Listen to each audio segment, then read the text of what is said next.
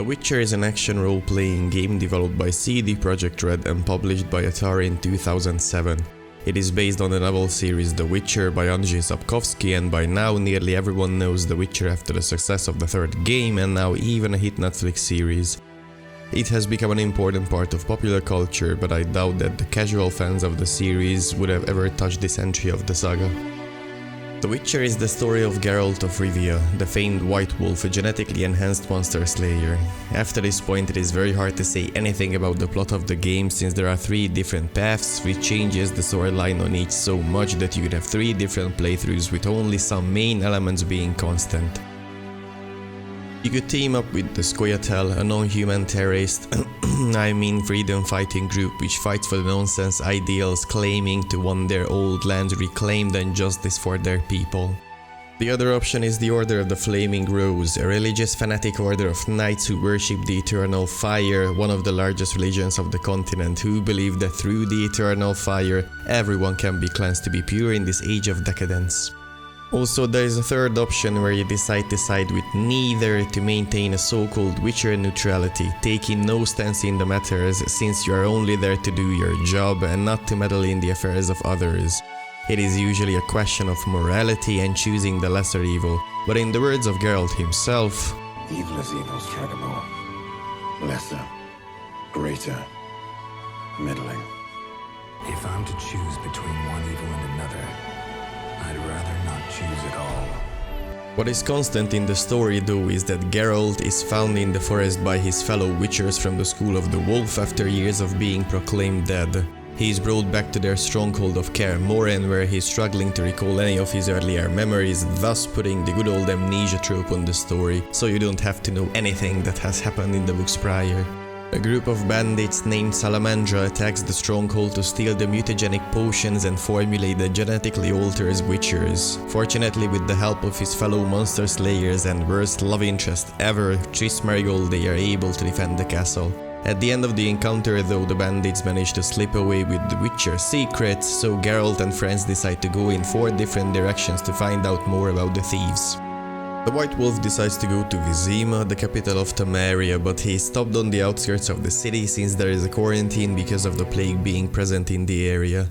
To get into the city, he has to finish a monster hunting job for the locals, but is betrayed and arrested upon trying to use his pass. To get out of prison, he has to accept another job for his freedom, and of course this becomes a staple in every game later on. You accept a simple monster hunting job for a meager coin and people trying to cock you into joining a higher cause. In the next few chapters, Geralt pursues leads on the Salamandra while the tensions between the non-human terrorists and zealous racists rise in the city. Throughout the story, you clash with the bandit syndicate and their leader Azar Javed a few times, with Geralt coming out on top but only barely, shutting down their drug operations and bases throughout Vizima. The bastard daughter of the Temerian king, Princess Ada, is exposed to be involved in treason through forging the royal seals of her father to make new edicts, and then she nearly kills Geralt, but he escapes the city with the help of Triss Merigold. And then the best chapter happens. Lakeside. It is pretty, calm, and the music is great and you get to chill for a time. And then a murder happens right before a wedding and the townsfolk are in a pickle with the local fish people and their god Dagon. Sadly, this doesn't last long since the terrorists and the racist struggles reach the countryside as well, and you are dragged back into the sad reality of Temeria. By the time Geralt arrives in the capital, a civil war has already broken out since the Scoia'tael has caused an uprising and the Order of the Flaming Rose answered by killing the non-human population of the city. After helping out the King Foltest with removing the curse from his daughter Era, he helps you out in turn with information about the whereabouts of the leader of the Salamandra, Azar Javed, so you could march in and kick ass. You get to learn that they use the Witcher mutagens to create these mutants, soldiers who are without emotions and are immune to pain. In the end, you get to defeat the leader of the drug cartel, but learn that the big bad was the Grandmaster of the Order of the Flaming Rose, Jacques the Eldersberg, all along. He is claiming that he has the power of space and time and has been to the future where the White Frost has consumed the planet already and needed an army to fight the incoming threats, but then he dies like a bitch. At the end of the game in a cinematic we get to see Geralt taking a pouch of gold from Foltest for a job well done right before an assassination attempt is made on his life. Geralt thwarts this by killing the assassin who turns out to be another Witcher, thus leading into the next game of the series, The Witcher 2: Assassins of Kings. I love The Witcher, even though I found it very late in my gaming career. It has a very interesting combat system where you cannot just button mash to get results. The whole thing is based on rhythm, tempo, precision, and this makes it a very difficult game to play as a casual. First off, you have two different types of swords, steel for humans and silver for monsters. Then for both swords you have three styles: the fast style, the strong style and the group style. At this point we are talking about 6 different rhythms for fighting in which you need to be precise or your combo will just stop chaining together and you open up to getting damaged or killed right away.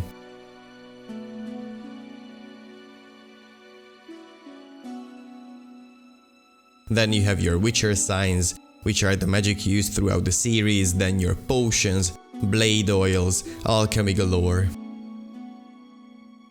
In my opinion, The Witcher is one of the most complex and hard to learn RPGs of our time. Of course you can just choose to play on an easier difficulty and all of these problems dissolve in a matter of seconds, but if you want a real challenge and play on a harder difficulties, you will need to learn and adapt a lot. The previously mentioned styles, potions, signs and the methods you have to use vary from monster to monster, and one small screw up could lead to your demise.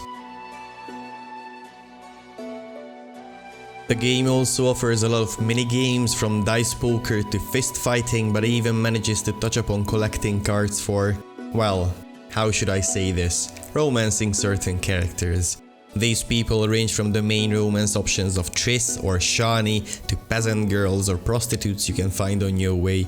These cards usually depict the object of your sexual conquest in rather revealing poses and setting. Even though the game is full of fantasy elements like magic, monsters, curses, it is still the human parts that make the story into a truly memorable one. The madame from the slums falling in love with the captain of the guard trying to cure him of his lycanthropy, or my absolute favorite scene, the gathering of friends with Geralt, Shani, Dandelion and someone you invite to be the fourth, who is always Zoltan Chive for me. He is my spirit animal, I mean just look at him, always looks like he's between states of constant constipation, and I think it wasn't just a fart. The guy seems to be a nervous wreck who still goes to have a party with his old friends. There are some smaller details in the game which I always find fascinating, like townsfolk running under a roof whenever rain starts pouring, then starting to complain about how the weather has been so bad lately. In my opinion, The Witcher is a masterpiece of RPG gaming, but even it has its faults. For example, the pacing in a few chapters are horrendous, mostly chapter 2. Both the prologue and chapter 1 flow so nicely that you get immersed with the world and the story, and when they drop you into chapter 2 finally, you just get bored. A lot of running around in a huge area you are not familiar with yet, drinking games where after you need to find a campfire to meditate, but it is on the other side of town and you need to spend precious minutes with a highly intoxicated Geralt who is unable to walk fast or straight. A new area being the swamp is too vast, too difficult and easy to get lost in, and when you do, all these types of monsters just jump out of the murky waters around you, usually leading to your death. Most of the people I know who tried The Witcher usually told me the same thing, they never finished the game because they got bored of it in chapter 2. The game picks up its pace after that, but the whole collecting runestones part is a mind-numbing experience not everyone gets through. And now the big question all of you were waiting for, is it still worth to play it in our day and age? Well, my answer to that is not easy to give. Do you like hardcore RPGs with a steep learning curve? Can you handle shitty graphics in turn for a great story? Well then the answer is an enormous yes. If your answers would be no to any of my previous ones though, sadly no, I wouldn't recommend it for you. Just pick up The Witcher 3 and you'll have a great time still, but if you like a challenge and would like to learn more of the world of The Witcher, and you can sit through chapter 2 without giving up, please do try it out, because it is a lot of fun when you finally understand how it works. It is very important to mention that on GOG.com you can get the enhanced edition of The Witcher for free at the time of this recording if you download Gwent, The Witcher card game, which is also a free-to-play game. You don't have to play it, you don't need to pay for it, and you still get a free copy of the first game in the series. So, thank you for watching, and if you enjoyed it, don't forget to like the video and subscribe, and feel free to check out any of my previous videos. Check out the links in the description to guide you to me playing through these games live. Be there when the magic happens. But until then, have the rest of your day. And I'm... What the f was that pigeon?